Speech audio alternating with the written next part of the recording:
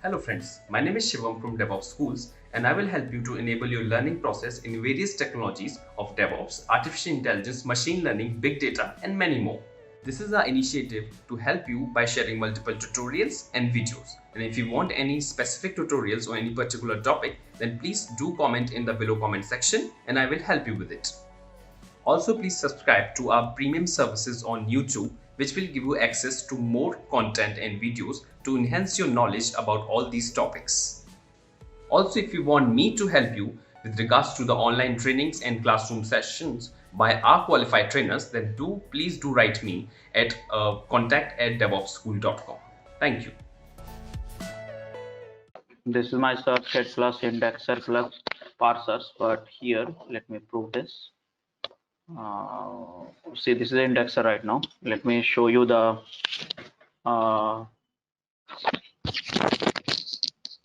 indexer here. So I had created two indexes, remember, registered and sorry, home and I forgot that, Rajesh. So here it is a home, you see, and Rajesh. Okay, so this is the indexer. Now this is not an indexer, this is a search head. So here, see here, there is no home, there is no Rajesh. Now I'll go here, distributed search. Now before that, this is a search head. Okay, I'm searching something here.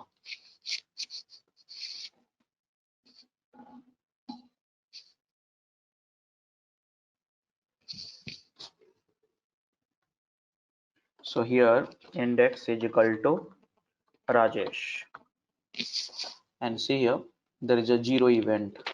So this proves that this is not a indexer. So now I'll go and set up an indexer here. So I'm adding indexer.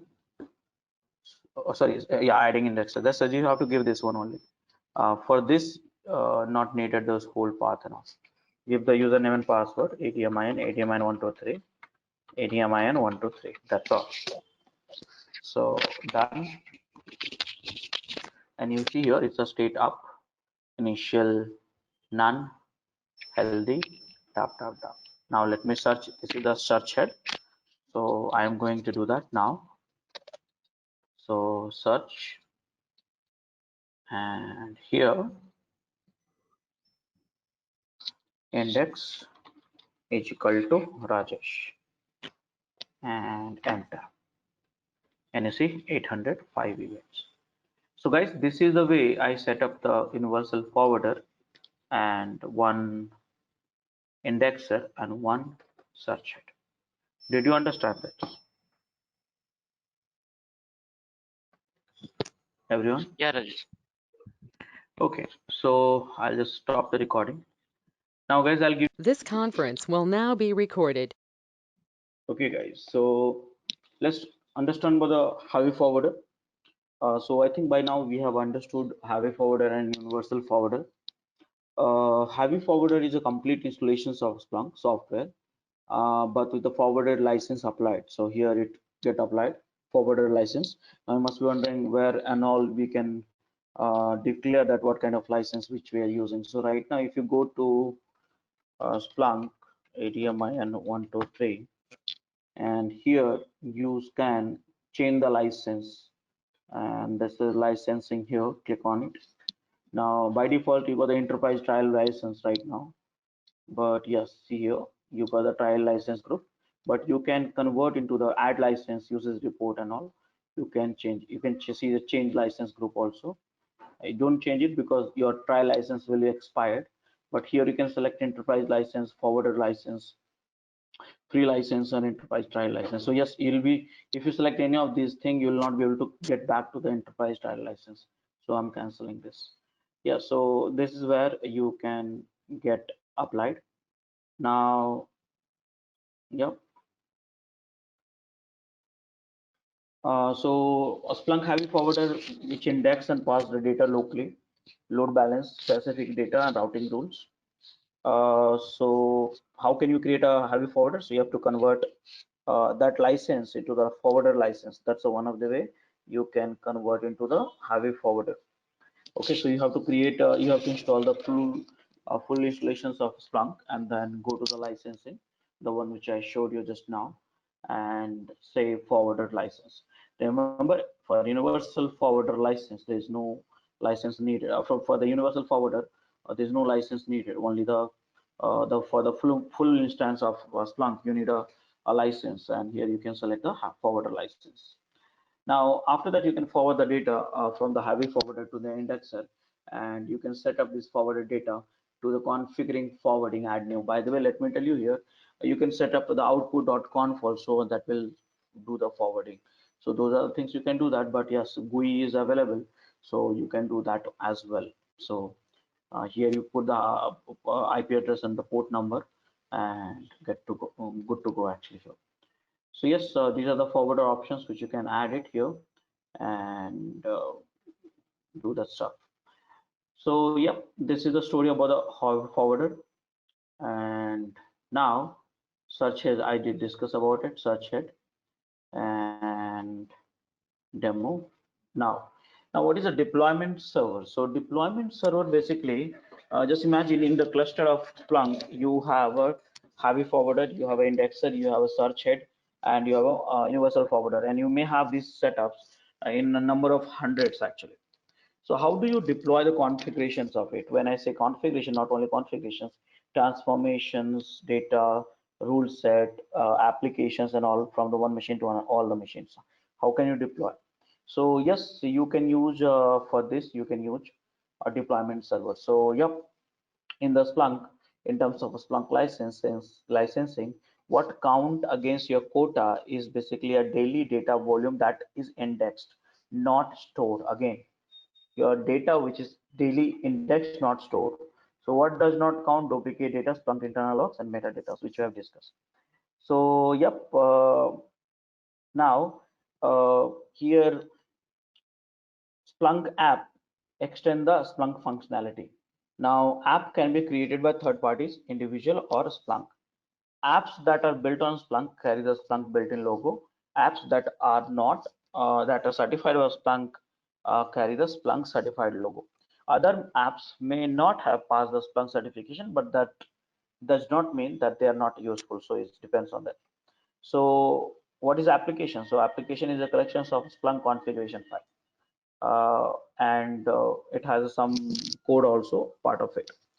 Now the Splunk app we need to deploy for the multiple universal folder and Hive folder as well, or in maybe indexer also. So how do you deploy?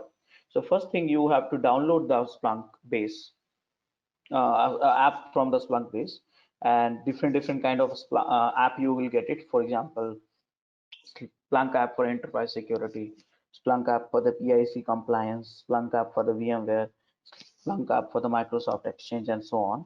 And finally, you have to deploy these apps to the large cluster with the help of the deployment server. So what exactly you can do with this deployment server? So deployment server, here using that, you can allow you to manage the group of Splunk enterprise instances from the central location, and which help you to identify the client and subscriber them to the server classes.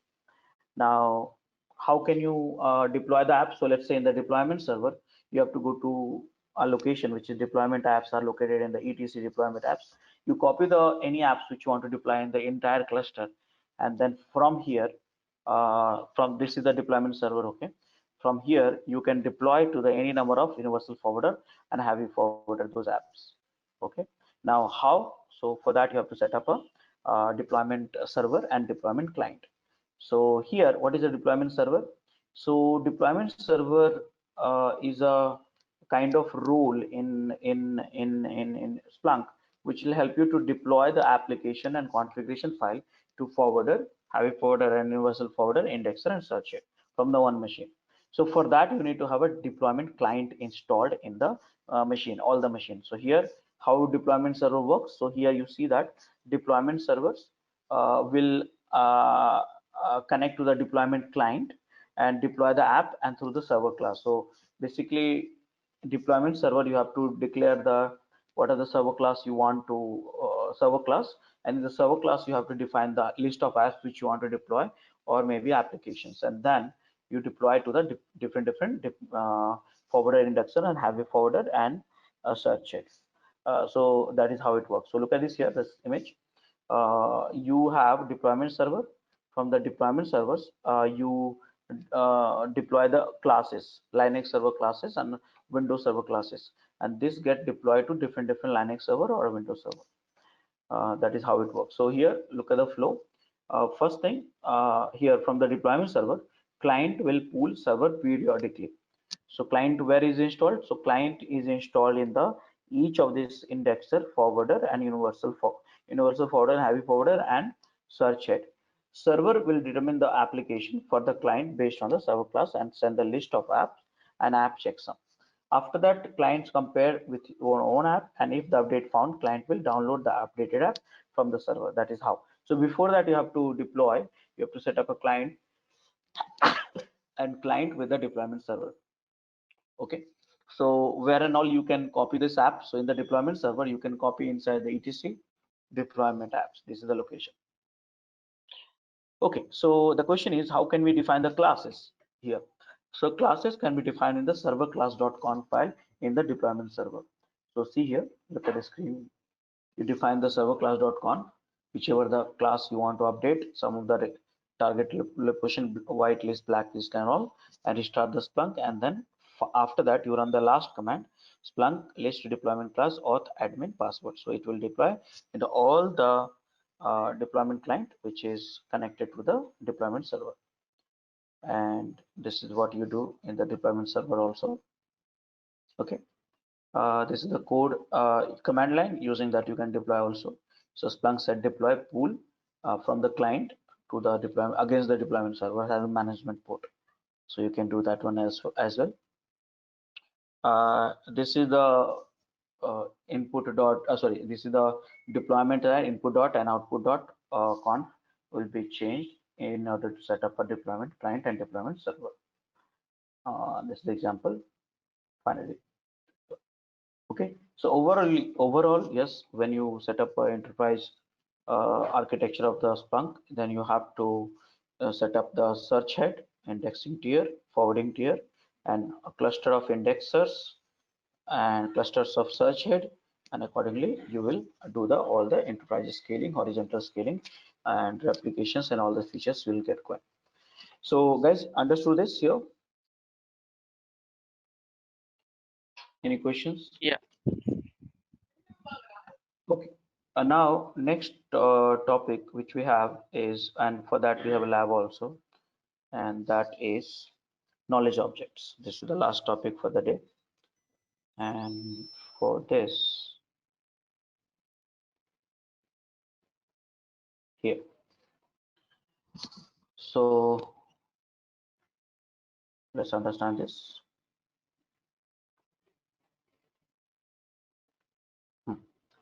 So we are going to understand this.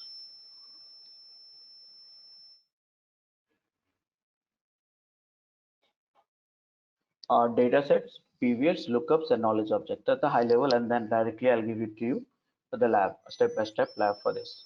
So what is the data set? So basically here, data set is a collections of data that you define, okay, and maintain for specific business purpose.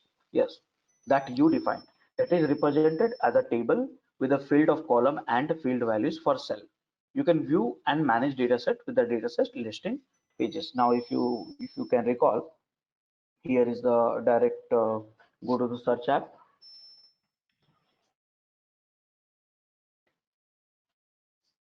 Here, click on the search and reporting. Skip. See your data set here. Okay. So reports, alert, dashboard, and searches and all you have experienced data set we are going to discuss now. These are the data sets which we have it. Now, these are the types of data set which we have. Let me cover that one. Yeah. So here, you can use data set as the basic of visualization, rich pivot reports, and extended data search in search. The Splunk dataset add-ons also available in the at Splunk base. So you can download also the dataset which is given by the community. Splunk Cloud user have the Splunk dataset add-ons by default. So enterprise you have to install it. There are three types of datasets which is available in Splunk: lookup, data model dataset, and table dataset. Out of which, lookup and data model dataset is available in the enterprise version of Splunk, whereas table dataset you can only find in the already installed in the cloud version of Splunk instance, so that you can find it out. Okay, so now what is a pivot? So pivot tools lets you report on specific data without SPL. Yes, pivot tools let you report. So for that you have to create a data set, data model, and then pivot will work. So pivot is based on the data model. So pivot tools let you report on the specific data set without the SPL. So first identify the data set that you want to report on. Okay, so before to create a pivot, you have to identify the data sets which you want to create, which you want to display, and then using the drag drop interface to design and generate a pivot that can present different aspects of the data in the form of table, charts, and other visualization. Okay, so how can you do that here? Look at this here. Selecting the data sets. So if you click on the data sets, you will find multiple data sets which display the available lookup tables, lookup database, data models, and different kind of categories of data sets. You can also click on the visualization pivot. Also, you can visualize that by clicking on the visualization with a pivot. So those are also you can do that. You can investigate in search also, so that is possible. So if you go here, some of the data set is already available. So let's say, see here, these are the data model, these are the lookup definitions. So here data set, they are type, data model, lookup, and tables. So tables is not here because you have to install it. In a cloud you will get it. So now if you want to explore this, let's say this data set you want to explore in the pivot, visualize with the pivot or investigate with a search. So pivot is basically without a SPL, you can create a reports, dashboard, all this thing, blah, blah, blah. So that is a pivot. So here you see, here you will split rows and column, and based on that you see here, based on that you can change the logic function, and then you can change the results also. So let's say you don't want to count, rather than you want to what do you say, uh, just remove, you want to average this out. So here column value, and here uh, column values is number of is listener, matrix is matrix. Okay, I have to check that matrix. So here so host, source, and source type, and column values, who can host source. So let me just clear, I should do that.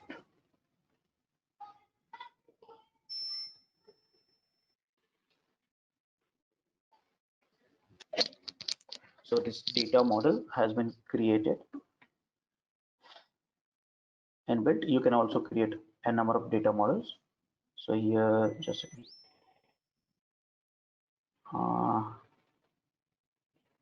I want to see Splunk server, explore this one.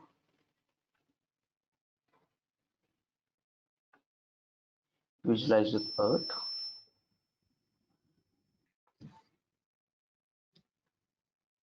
Okay, now here count is there. You can add one more.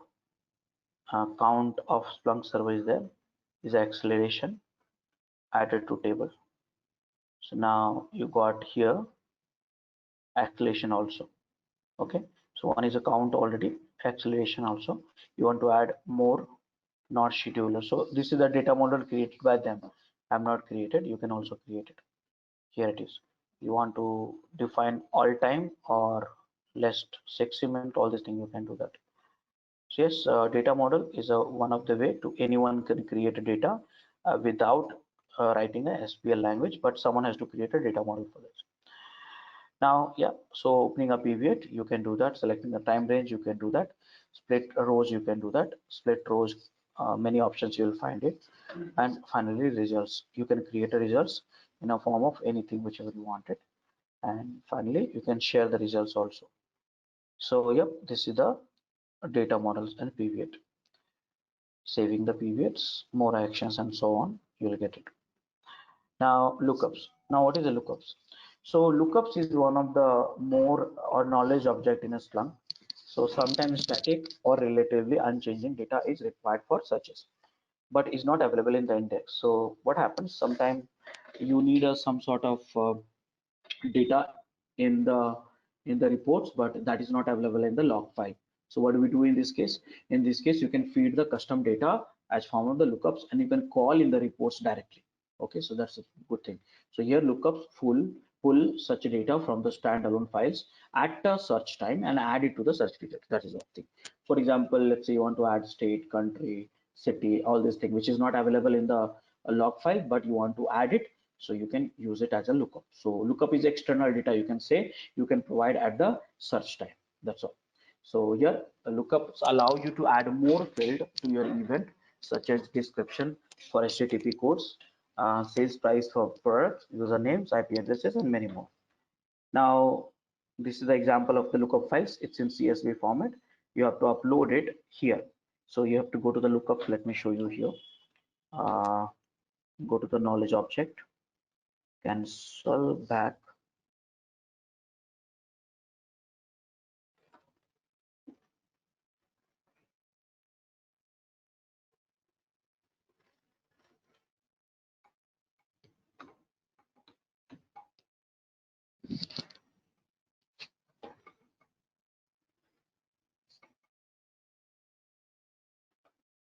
Go to setting, and here you see knowledge lookups here. Click on this. Oh, clicked on the wrong things by mistake.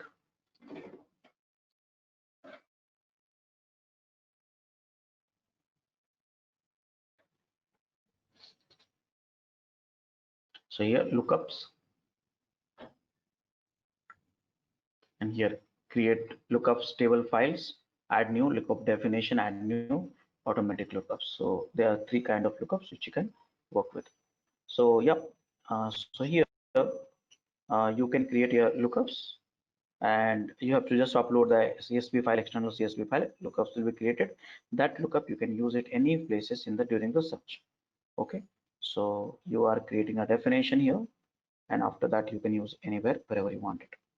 And you see here, look at the SPL queries, and here you are looking up the output from the lookup table. So lookup, see that lookup is a command. Using that you are looking up the particular name of the lookup field, and automatically it will get interpolated during the search time.